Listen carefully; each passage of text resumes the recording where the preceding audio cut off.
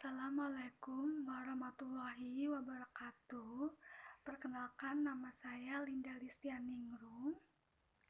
Video kali ini adalah menjawab pertanyaan dari materi kurikulum dasar kedua pada hari kedua. Pertanyaan pertama adalah pengertian dari individual system. Individual system adalah proses belajar yang berpusat pada anak-anak sebagai subjek dari belajar. Yang kedua, mengapa pendekatan harus melalui individual system?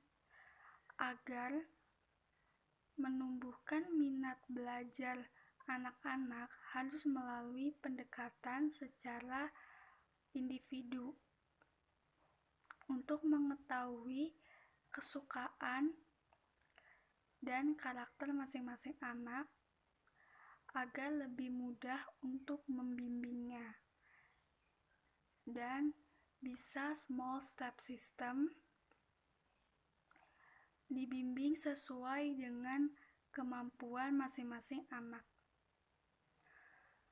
Tujuan dari individual system adalah agar prosesnya dapat bertahap, small step system, dan sesuai dengan karakter masing-masing anak dan kemampuan anak.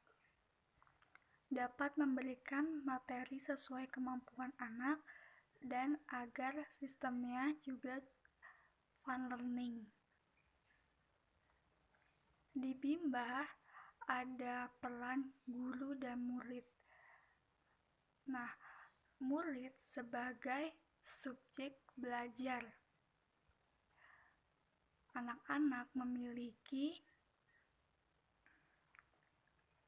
banyak keunikan dan juga kemampuan yang berbeda-beda, sehingga sebagai guru harus mengetahui karakter masing-masing anak dan juga kemampuan masing-masing anak, karena kita berpusat pada anak-anak sebagai subjek belajarnya. Maka kita harus membimbing sesuai karakter dan juga kemampuan anak-anak. Dan peran guru yaitu ada dua, yaitu sebagai motivator dan juga fasilitator. Nah, yang pertama itu adalah sebagai motivator. Nah, kalau sebagai motivator, kita bisa memberikan reward, hadiah, atau juga motivasi terhadap anak-anak. Salah satu bentuk reward atau hadiah yaitu bisa berupa tos, bisa berupa bintang tersenyum, dan bisa berupa sentuh fisik, pelukan. Nah, yang kedua sebagai fasilitator. Sebagai fasilitator, guru juga bisa memberikan lembar latihan atau modul kepada anak-anak dengan disesuaikan dengan kemampuan dan karakter masing-masing anak dan kesukaan anak. Tentunya ada perbedaan dari individual system dengan classical system. Kalau classical system perbandingannya sangat banyak, materinya seragam, dan guru juga menjadi subjek belajar. Dan sudah pasti kurikulumnya sudah ditentukan.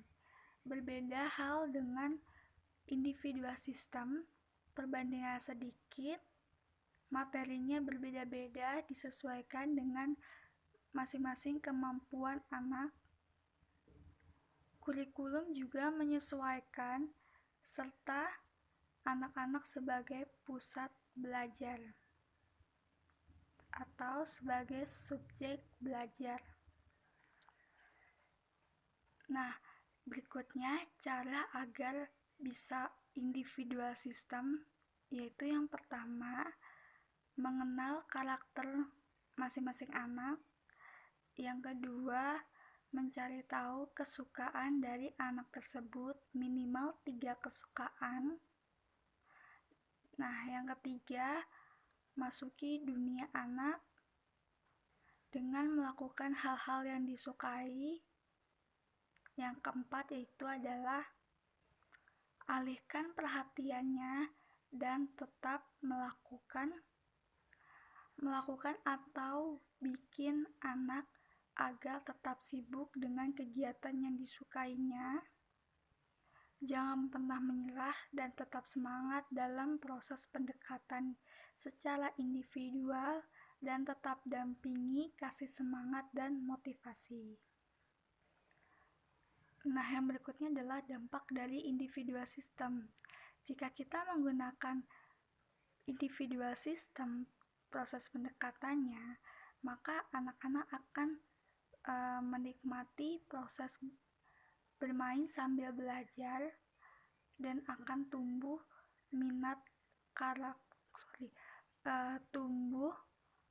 karakter minat belajarnya dengan sendirinya, karena dia tahu apa yang dia sukai dan dia bisa.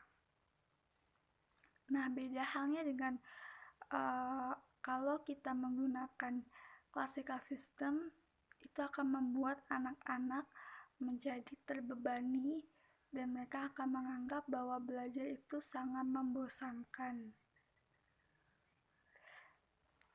Nah, yang selanjutnya adalah variasi skill.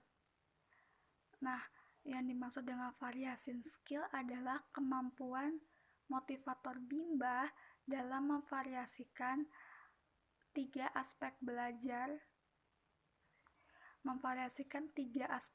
dengan kegiatan belajar. Nah, 3 aspek belajar itu apa sih? 3 aspek belajar itu yaitu adalah kemampuan kognitif, kemampuan afektif, dan juga kemampuan psikomotorik. Nah, 3 aspek belajar itu maksudnya itu adalah kemampuan kognitif, yaitu logika, kemampuan seperti membaca, berhitung, afektif yaitu perasaan, seperti dialog, cerita, dongeng, nyanyi, dan juga bermain. Nah, yang ketiga itu adalah psikomotorik. Psikomotorik itu dibagi menjadi 2, ada psikomotorik halus dan psikomotorik kasar. Nah, kalau psikomotorik kasar itu adalah seperti lompat, lari, berjalan, kegiatan-kegiatan fisik. Nah, sementara kalau misalnya psikomotorik halus yaitu adalah mewarnai, menulis, menarik garis.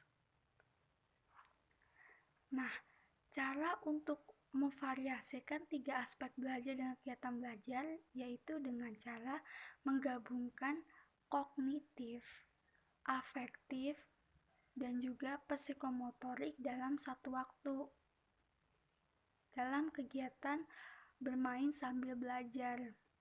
Jadi di satu waktu kita harus menggabungkan ketiga kemampuan tersebut.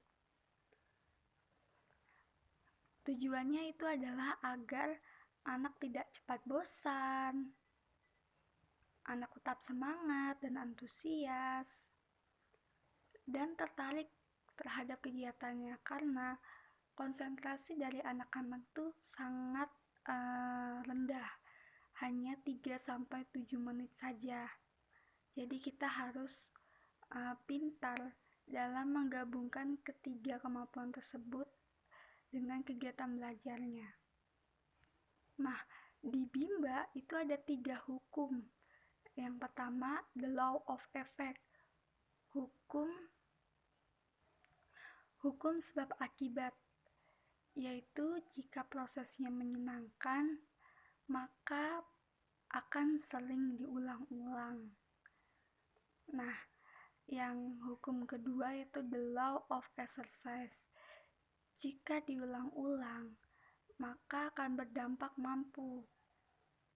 Nah, hukum yang ketiga itu adalah the law of readiness. Jika sudah mampu, akan menimbulkan kesiapan dan semakin terampil dalam menumbuhkan minat atau yang disebut dengan minat kuadrat. Nah, itu tadi adalah penjelasan saya tentang individual system, variation skill, dan juga hukum-hukum psikologi pendidikan yang ada di Bimba. Terima kasih. Wassalamualaikum warahmatullahi wabarakatuh.